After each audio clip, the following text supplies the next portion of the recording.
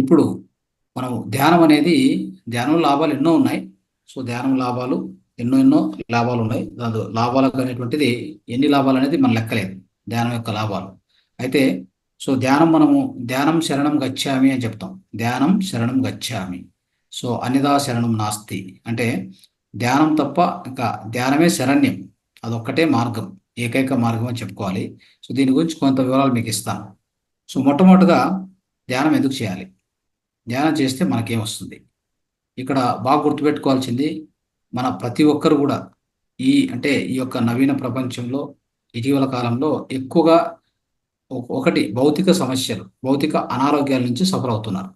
దుఃఖము దుఃఖపడుతున్నారు. అంటే ఎక్కువగా భౌతిక అనారోగ్యాలు అంటే వ్యాధులు వస్తూ ఉన్నాయి. వ్యాధులు ఎందుకు వస్తాయి? వ్యాధులు రావడానికి దేహానికి వ్యాధి ఎందుకు వస్తుంది అనేది ఒకటి తెలుసుకోవాలి. మొదటగా నేను ధ్యానం చెప్పేటప్పుడే మీకు కొంత కవర్ చేస్తూ వచ్చాను. ఆ విషయాన్ని మీకు ఆల్రెడీ తెలియజేశాను. అయితే ఎంతవరకు మీరు గమనించారో గుర్తుపెట్టుకుని నాకు తెలియదు. అయితే ఖచ్చితంగా మళ్ళీ రిపీట్ చేస్తాను ఇప్పుడు. సో మనకు వ్యాధులు ఎందుకు వస్తాయి? భౌతిక వ్యాధులు ఎందుకు వస్తాయి? మానసిక వ్యాధులు ఎందుకు వస్తాయి? మన యొక్క సామాజిక సంబంధాలు ఎందుకు తెగిపోతున్నాయి ఈ రోజుల్లో? ఇవన్నీ మనం గమనించుకుంటే ఇవే మనకు ప్రధాన సమస్యలు కదా. వాటిని తీర్చుకునే విధానం ఏంటి, ఏ విధంగా మనం పొందాలి? ఇప్పుడు ఉదాహరణకి ఒక వ్యక్తి బలంగా ఉంటాడు, అంటే బాగా దారుఢ్యంగా ఉంటాడు. అంటే ఆ యొక్క దేహం దారుఢ్యంగా ఉంటుంది. అంటే దాన్ని బట్టి మనం ఏమనుకుంటాం, ఇతనిలో శక్తి చాలా ఎక్కువ ఉంది అనుకుంటాం. శక్తి లేదు, బలం ఉంది అంతే. ఓకే, ఆ బలం ఉండొచ్చు కానీ అదే వ్యక్తి ఒక వైరల్ ఫీవర్ వస్తే పడిపోతాడు. మరి వైరల్ ఫీవర్ వస్తే ఎలా పడిపోయాడు? మరి బలం ఉందిగా బాగా, మరి ఎదుర్కోవచ్చు కదా దాన్ని. ఎదుర్కోలేడు. అంటే దీన్ని బట్టి ఏమర్థమవుతుంది మనకి? రెండు విషయాలు బాగా గుర్తుపెట్టుకోవాలి. భౌతిక శక్తి వేరే, మానసిక శక్తి వేరే. మానసిక శక్తినే మనం ఏమంటామంటే ప్రాణశక్తి అంటాం. ఆ ప్రాణశక్తి మనల్ని అన్ని వ్యాధుల నుంచి మనల్ని కాపాడేది. ఈ దృష్టిలో ఇది బాగా గుర్తుపెట్టుకోండి. ఆ వ్యక్తి అంత బలంగా ఉన్న వ్యక్తి చిన్న వైరస్ వలన పడిపోతాడు. జ్వరం వచ్చిందంటే ఆ నొప్పులకి వాటికి అంత బాడీ చాలా అంటే దేహదారుఢ్యంగా ఉంటుంది. అయినా లాభం లేదు, తట్టుకోలేడు. అక్కడ ఏమవుతుందంటే వ్యాధులు ఎందుకు వస్తాయి ఇది గుర్తుపెట్టుకోవాలి. ఫస్ట్ అది మనం తెలుసుకోవాలి. మన యొక్క దేహము ఇది అన్నమయ కోశం. ఇది అన్నమయ కోశం. దీని చుట్టూ ఆవరించి ఉన్నటువంటిది ఒకటి విద్యుత్ అయస్కాంత క్షేత్రం, ఎలక్ట్రోమాగ్నెటిక్ ఫీల్డ్ దీని చుట్టూ ఉన్నది. ఆ విద్యుత్ అయస్కాంత క్షేత్రం ఉన్నటువంటి దాన్ని ఏమంటామంటే ఎథరిక్ బాడీ, ఎనర్జీ బాడీ, కాంతి దేహము అని చెప్తాం. ఓకే, సో దీని పేరు ఎథరిక్ బాడీ, కాంతి దేహము, తర్వాత శక్తి శరీరం అంటాం. ఇంకా ఏమని చెప్తాం అంటే ప్రాణమయ కోశము అంటాం. ఏమంటాం? ప్రాణమయ కోశం. అంటే దీని చుట్టూ ఉందన్నమాట. అంటే ఇది ఎలా ఉంటుందంటే ఈ మన యొక్క ఫిజికల్ బాడీ ఎలా ఉంటుంది అదే రూపంలో ఉంటుంది. రెండు ఒకే రూపంలో ఉంటాయి, గుర్తుపెట్టుకోండి. ఇప్పుడు ఏదైనా వ్యాధి ఇక్కడ వస్తుందంటే 3 నుంచి 6 నెలల ముందు ఇక్కడ స్టార్ట్ అయింటుంది. 3 to 6 months ముందర దీంట్లో స్టార్ట్ అయింటుంది రోగం.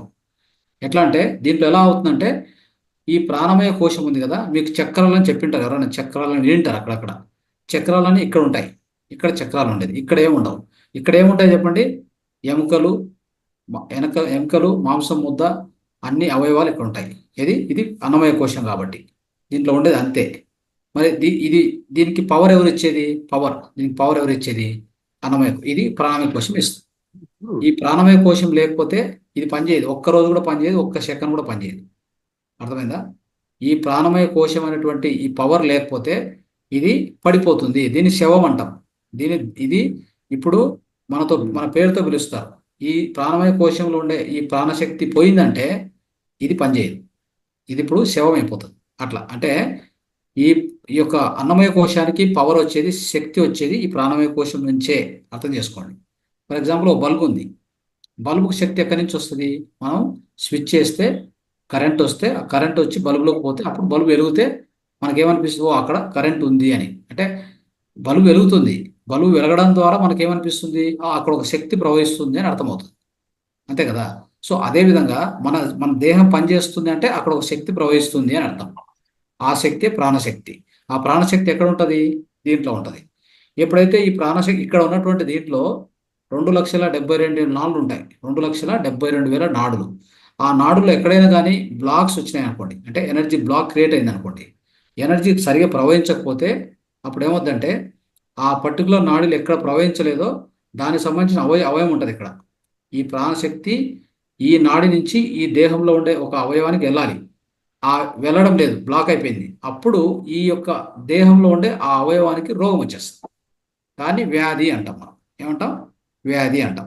సో ఇలాగా రోగాలు వస్తాయి. రోగాలు వచ్చేది ఇదే విధానం. ఇది బాగా అర్థం చేసుకోండి. సో మరి ఏంటి దీనికి పరిష్కారం అంటే, ఈ శక్తిని మనం ఎలా వాడుకుంటున్నాం తెలుసా? విచ్చలవిడిగా వాడుకుంటున్నాం ఈ ప్రాణశక్తిని. ప్రాణశక్తి ఎక్కడి నుంచి వస్తుంది? కొన్ని మార్గాలు ఉన్నాయి. ఒకటి, నిద్రలో వస్తుంది ప్రాణశక్తి. మంచిగా నిద్రపోతే, అందుకే చూడండి చాలామంది ఏదైనా జబ్బు వచ్చిన వాళ్ళు రెస్ట్ తీసుకుంటూ ఉంటారు. ఎందుకు? ఈ యొక్క ప్రాణశక్తి ఇక్కడ పెరుగుతూ పెరుగుతూ వాళ్ళలో ఉన్నటువంటి రోగం, ఈ యొక్క ఫిజికల్ బాడీలో ఉన్న రోగం తగ్గిపోతుంది. ఎందుకంటే ఇక్కడ ప్రాణశక్తి పెరుగుతూ వస్తుంది. నిద్రపోతే ప్రాణశక్తి రిసీవ్ అవుతుంది, నిద్రలో రిసీవ్ అవుతుంది. బాగా గుర్తుపెట్టుకోండి. ఓకే. సో అదొక మార్గం. తర్వాత పచ్చి ఆకుకూరగా పచ్చి కూరగాయలు, తర్వాత ఇలాంటివి తింటారు, ప్లాంట్ బేస్డ్ ఫుడ్, వాళ్ళకు కూడా మంచి ప్రాణశక్తి దొరుకుతుంది. అది కూడా ఇంపార్టెంటే. అయితే ఇటీవల కాలంలో నిద్ర కూడా సరిగా పట్టట్లేదు. నిద్ర కూడా డిస్టర్బ్డ్ నిద్ర ఉంది కదా, కలత నిద్ర అంటారు దాన్ని. అందువలన ఈ ప్రాణశక్తి సరిగా రావట్లేదు దీంట్లో. అర్థమైందా? తర్వాత మనకు ఉన్న ప్రాణశక్తి కంటే ఎక్కువ ఖర్చు చేస్తున్నాం మనం. అందుకే రోగాల బారిన పడేది. ఇప్పుడు ఎలా ఉంటుందంటే, మన బ్యాంకులో ఒక 1000 రూపీస్ ఉందనుకోండి, మనం ఒకే రోజు 1000 రూపీస్ వాడేస్తే ఇంకా జీరో అయిపోతుంది. అలాగా ఏమవుతుందంటే, మనం మన దగ్గర ఉన్న ప్రాణశక్తి కంటే మనం ఖర్చు పెట్టే ప్రాణశక్తి ఎక్కువైపోయింది ఈ రోజుల్లో. ఎలాగా? దానికి రీజన్ ఏంటి? ఒత్తిడి, స్ట్రెస్. గుర్తుపెట్టుకోండి, స్ట్రెస్. ఆ స్ట్రెస్ అనేది ఉంది కదా, ఒత్తిడి అనేది మన యొక్క ప్రపంచంలో ఆ ఉన్న ఒత్తిడి వలన, ఒత్తిడి అంటే రకరకాల ఒత్తిడి. అది బయట నుంచి వచ్చే ఒత్తిడి కావచ్చు, మన ఇంట్లో ఫ్యామిలీలో ఒత్తిడి కావచ్చు, జాబ్లో ఒత్తిడి కావచ్చు, వృత్తిలో ఒత్తిడి, ఏదైనా ఒత్తిడి కావచ్చు. ఆ ఒత్తిడి ఎలా ఉందంటే, ఈ ప్రాణశక్తి మనకి ఏముంటుందో దీనికంటే ఎక్కువగా ఉంది ఒత్తిడి. ఎప్పుడైతే ఆ ఒత్తిడి ఎక్కువ ఉందో దీన్ని మొత్తం ఒకే రోజు లాగేచ్చేస్తాం. ఒకే రోజు మొత్తం ప్రాణశక్తి ఖర్చు చేస్తాం. అప్పుడు దీంట్లో జీరో అయిపోతుంది. ఇమ్మీడియట్గా ఇక్కడ వ్యాధి వచ్చేస్తుంది, ఇక్కడ జబ్బు వచ్చేస్తుంది. ఎందుకంటే దీనికి కావాల్సింది పవర్ లేదు. బల్బు వెలగాలంటే పవర్ కావాలి కదా. మరి ఇక్కడ దేహంలో ఉండే అవయవం పనిచేయాలంటే ఏం కావాలి? దీనికి శక్తి కావాలి కదా. శక్తి ఇక్కడ లేదు. అది మనకి ఇప్పుడు జరుగుతున్నది. దీని వల్లనే రోగాలు వస్తున్నాయి. గుర్తుపెట్టుకోండి. మరి దీనికి మార్గం ఏంటంటే, అది ధ్యానంలో అద్భుతమైన మార్గం ఉంది. ఏంటి మార్గము? ధ్యానంలో ఉండే మార్గం అంటే బాగా గుర్తుపెట్టుకోండి. ఎప్పుడైతే మనం ధ్యానం చేస్తామో, ఎప్పుడైతే మన శూన్య స్థితికి పోతామో, ఇక్కడ మన బ్రహ్మరంధ్రం ఉంటుంది, ఇక్కడ సహస్రార చక్రం అని ఉంటుంది. దీంట్లోంచి నేరుగా విశ్వశక్తి లోపలికి వస్తుంది. విశ్వశక్తి ప్రాణశక్తి కంటే గొప్పది. విశ్వశక్తిలో ప్రాణశక్తి ఒకటే కాదు, దాంట్లో ఇంకా చాలా ఉంటుంది. దాంట్లో ఇన్ఫర్మేషన్ ఉంటుంది, ఇంటెలిజెన్స్ ఉంటుంది, విజ్డమ్ ఉంటుంది, అన్నీ ఉంటాయి. అయితే విశ్వశక్తి ఇక్కడ లోపలికి ప్రవేశించినప్పుడు మన ప్రాణమయ కోశంలోకి ఎంటర్ అయిపోయి అన్ని నాడుల ద్వారా ప్రవహించి, నాడుల్లో ఏదైనా అక్కడ అడ్డంకులు ఉంటే వాటిని తొలగించడం వలన మళ్ళీ ఈ యొక్క ప్రాణమయ కోశాన్ని ఫిలప్ చేస్తుంది. ఫిలప్ చేయడం వలన ఈ యొక్క ఫిజికల్ బాడీ హాయిగా ఉంటుంది. దీంట్లో అనారోగ్యమే రాదు. అనారోగ్యం ఉంటే పోతుంది, అనారోగ్యం లేకున్నా మంచి శక్తివంతంగా ఉంటుంది. అందుకే ధ్యానం చేసి చూడండి, ఒక 10 నిమిషాలు ధ్యానం చేస్తే అప్పుడేమనిపిస్తుంది? వా, ఇంత ఫ్రెష్గా ఉంది నాకు ధ్యానం చేస్తే అనిపిస్తుంది. నిద్రపోయి లేస్తే ఏమవుతుంది? ఫ్రెష్గా ఉంటుంది. అదే అంటే కలలు రాకుండా, కలత నిద్ర లేకపోతే అప్పుడు కూడా ఫ్రెష్గా ఉంటుందా లేదా? నిద్రపోయి లేస్తేనే ఫ్రెష్ అనిపిస్తుంది, ధ్యానం చేసి లేస్తేనే ఫ్రెష్ అనిపిస్తుంది. దీనికి ఏం కారణము? మనము రీఛార్జ్ చేసుకుంటున్నాము. దేని రీఛార్జ్ చేసుకుంటున్నాము? మన లోపల ఉన్న బ్యాటరీని రీఛార్జ్ చేస్తున్నాము. ఇప్పుడు మొబైల్ ఉంది, మొబైల్ వాడాం, రాత్రి వరకు వాడాం, బ్యాటరీ మొత్తం డిశ్చార్జ్ అయిపోయింది, ఇంకా పనిచేస్తుంది. అది అట్లే చేస్తే కొద్దిసేపటికి స్విచ్ ఆఫ్ అయిపోతుంది కదా. దాన్ని మనం ఏం చేస్తాం? తీసుకెళ్ళి బ్యాటరీలో పెడతాం, ప్లగ్ పెట్టి దాన్ని ఛార్జ్ చేస్తూ వస్తాం. అప్పుడు 100% అయింది అనుకోండి, మళ్ళీ మనం ఇంకొక రోజు వాడుకుంటాం. ఇదే విధంగానే మన దేహంలో దేవుడు పెట్టిన ఒక బ్యాటరీ ఉంది. ఆ బ్యాటరీ ఏదో తెలుసా? ప్రాణమయ కోశము. ఏది? ప్రాణమయ కోశము. ఈ ప్రాణమయ కోశాన్ని ఏం చేయాలి? ఎప్పటికప్పుడు దీన్ని ఛార్జ్ చేసుకుంటూ ఉండాలి. ఓకే. ఎలా ఛార్జ్ చేసుకోవాలి? కళ్ళు మూసుకో, శ్వాస మీద ధ్యాస పెట్టు, హాయిగా కూర్చో, అంతే. 5 నిమిషాలు దొరికిందా? 5 నిమిషాలు ధ్యానం.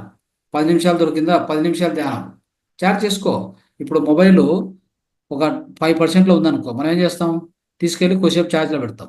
అది ఒక 2% పెరిగింది అనుకో, మళ్ళీ వాడుకుంటాం. సో ఇలా చేస్తామా లేదా? అలాగనే చేయాలి మనం కూడా. ఎప్పుడెప్పుడు నీకు స్ట్రెస్ అనిపిస్తే కళ్ళు మూసుకో, శ్వాస మీద ధ్యాస పెట్టు.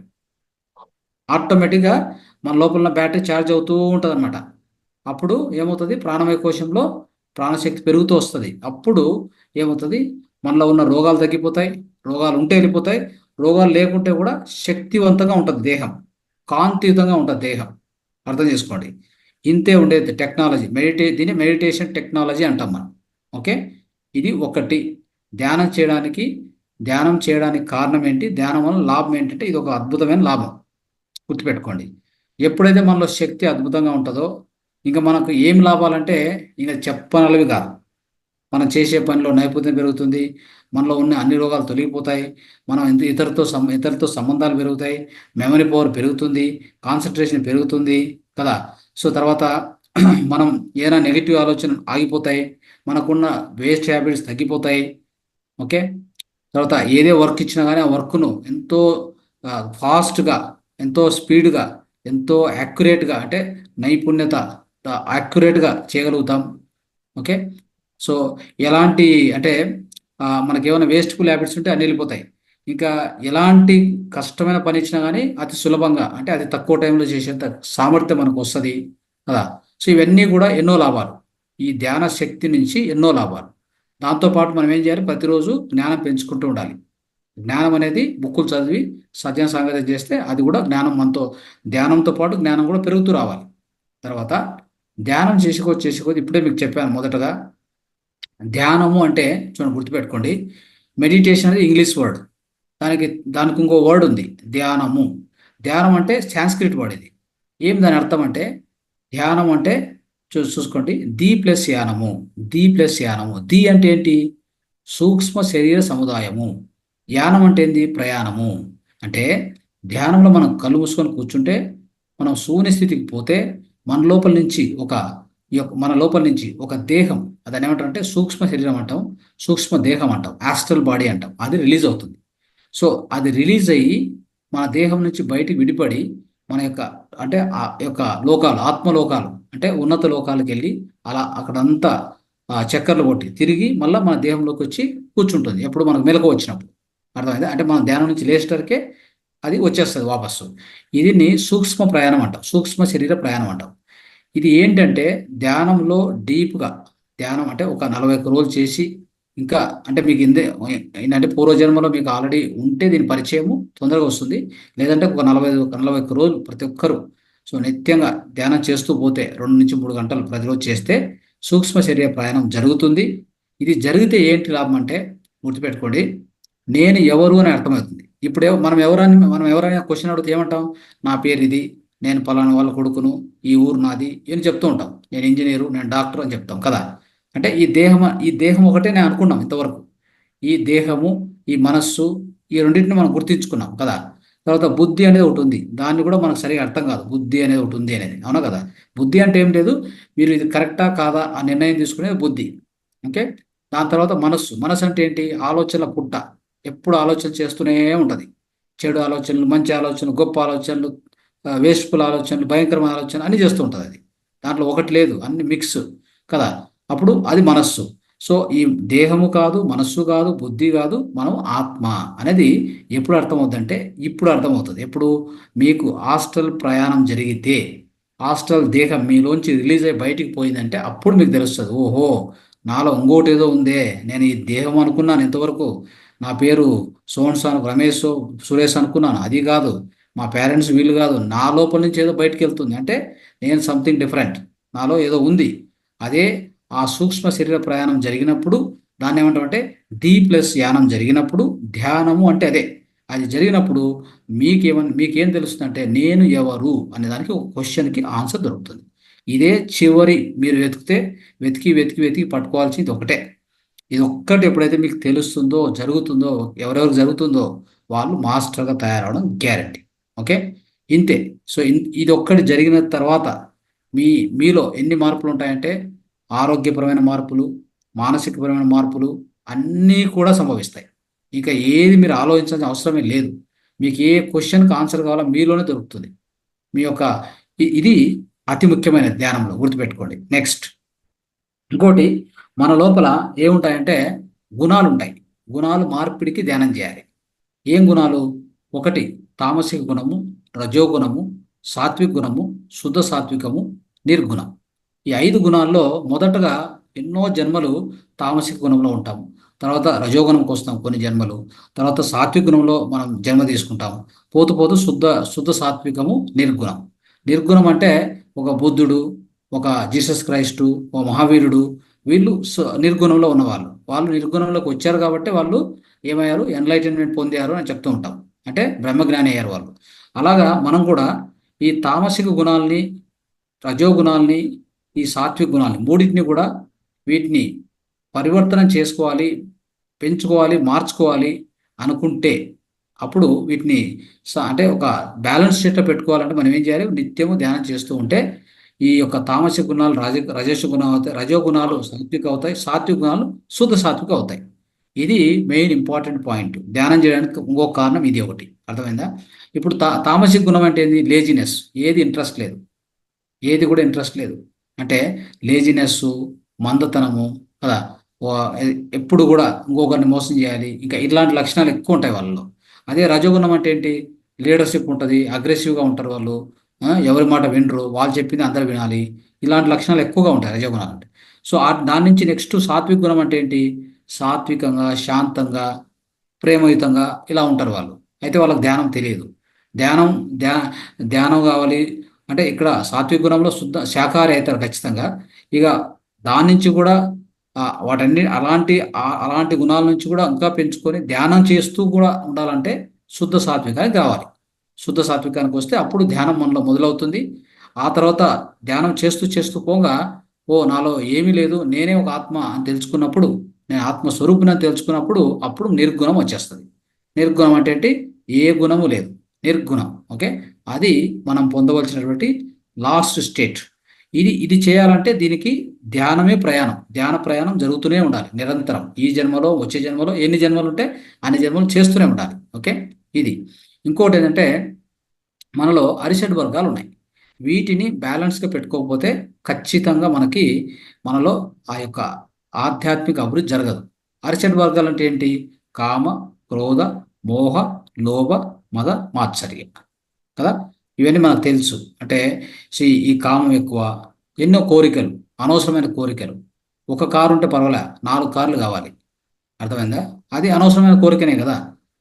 ఆ విధంగా కామ, క్రోధ, కోపం, ఉండవలసిన కోపం కంటే అధిక కోపం. సో ఇలాంటి లక్షణాలు ఒకటి. ఈ ఆరు కూడా ఇవన్నీ కూడా మన శత్రువులు అనమాట. ఇవన్నీ మన శత్రువులు. ఈ శత్రువులను నియంత్రణలో పెట్టుకోకపోతే కూడా మనకు ఖచ్చితంగా మన యొక్క జీవితము ఆనందమయంగా ఉండదు, దుఃఖమయమైపోతుంది, రోగమయమవుతుంది. వీటిని ఏం చేయాలి మరి? ధ్యానం చేస్తూ చేస్తూ ఉంటే ఇవన్నీ కూడా మన కంట్రోల్లోకి వస్తాయి. ఇప్పుడు ఏం చేస్తున్నాయి? ఇవి మనల్ని కంట్రోల్ చేస్తున్నాయి. ఇప్పుడు మన జీవితంలో, సామాన్య జీవితంలో ఏమవుతున్నాయి? ఈ అన్ని లక్షణాలు మనల్ని కంట్రోల్ చేస్తున్నాయి. బాగా గుర్తుపెట్టుకోండి. మీ మీ మీ మైండ్కు, మీ మనస్సుకు మీరు బాస, లేకపోతే మనసు మీకు బాస? ఇప్పుడున్న జీవితంలో మనసు మనకు బాస అయిపోయింది.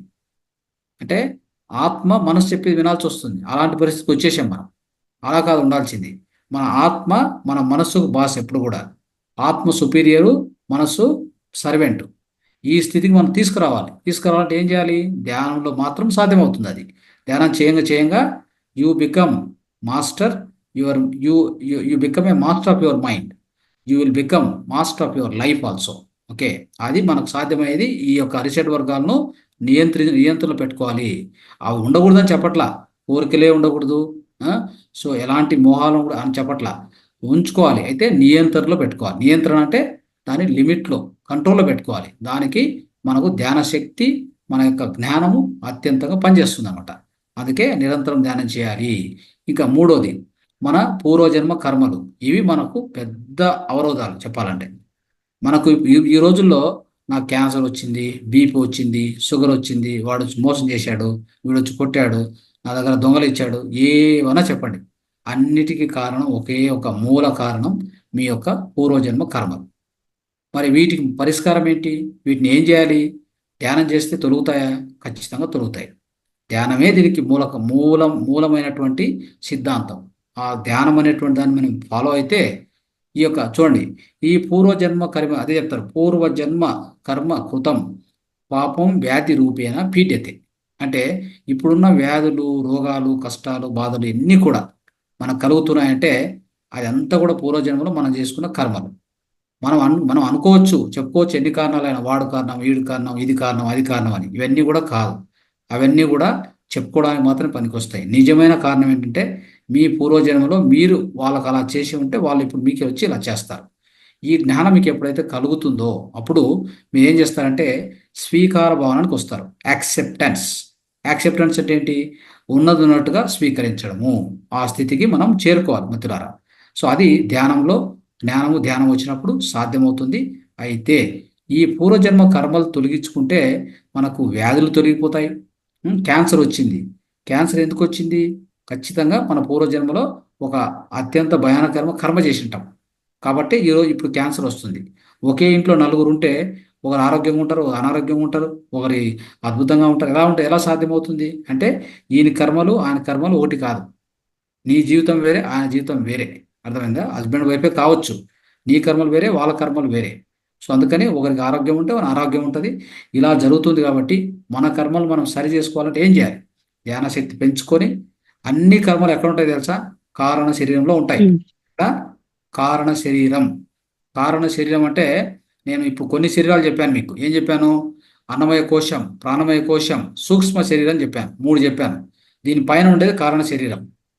అంటే కారణ కార్య సంబంధం. మీకు ఏదైనా మీ జీవితంలో జరుగుతుందంటే దానికి కారణము కారణ శరీరంలో ఉంటుంది. ఆ కర్మలన్నీ అక్కడ స్టోర్ అయి ఉంటాయి.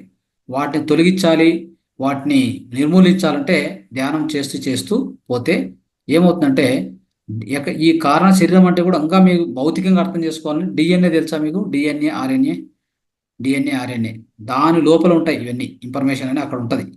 వాటిని రీప్రోగ్రామ్ చేయాలి. అది ధ్యానంలో మాత్రమే సాధ్యం. ఇక ఈ భూ ప్రపంచంలో కాదు, ఈ విశ్వంలో ఎవరి వల్ల కాదు దాన్ని మార్చాలంటే. డిఎన్ఏ ఆర్ఎన్ఏను ఏ సైంటిస్ట్ కాదా ఎవరి వల్ల కానే కాదు.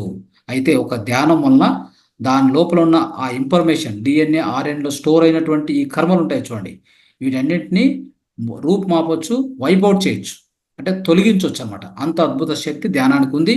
కాబట్టి మనం ధ్యానం చేస్తూ పోతే మన కర్మలు తొలగే కొద్దీ మన జీవితంలో ఉన్న అన్ని కష్టాలు కావచ్చు, నష్టాలు, బాధలు, రోగాలు, ఇవన్నీ ఏవైతే మనం పీడిస్తున్నాయో అన్నిటిని గురించి కూడా మనం బయటపడతాం. అందుకే ధ్యాన సర్వరోగ నివారిణి, ధ్యాన సర్వభోగ కారిణి, ధ్యాన సర్వజ్ఞాన ప్రసాదిని అని చెప్తారు. సో ఇది మనం అర్థం చేసుకోవాల్సినటువంటి విధానం ధ్యానం గురించి. ఇంకా చెప్తూ పోతే ఎంతో ఉంది ధ్యానం గురించి. ఇంకా చెప్పాలంటే గంటలు కూడా చెప్పొచ్చు దీని గురించి. దీనికి లిమిట్ లేదు, లిమిట్లెస్ అనమాట ఇది. ఓకే, సో ఇంత మాత్రం మనం అర్థం చేసుకోండి. సో ముందు క్లాసుల్లో మనం ఇంకా ఒక్కొక్క రోజు ఒక్కొక్కటి చూస్తాం. ఇంకా అంటే ధ్యాన అనుభవాలు ఇంకా ఎక్కువగా ఈ యొక్క ఆధ్యాత్మిక జ్ఞానం మనం తెలుసుకోవడానికి ప్రయత్నం చేద్దాం. సో ఇది ధ్యానంలో మనం పొందేటువంటి లాభాలు, ధ్యానం ఎందుకు చేయాలి అనేటువంటిది మీకు క్లుప్తంగా అంటే కూలంకుషంగా చెప్పడానికి ప్రయత్నం చేశాం మిత్రులారా. సో ఈరోజు మనం ఈ యొక్క ఆధ్యాత్మిక జ్ఞానాన్ని ఇప్పుడు ముగిస్తున్నాం.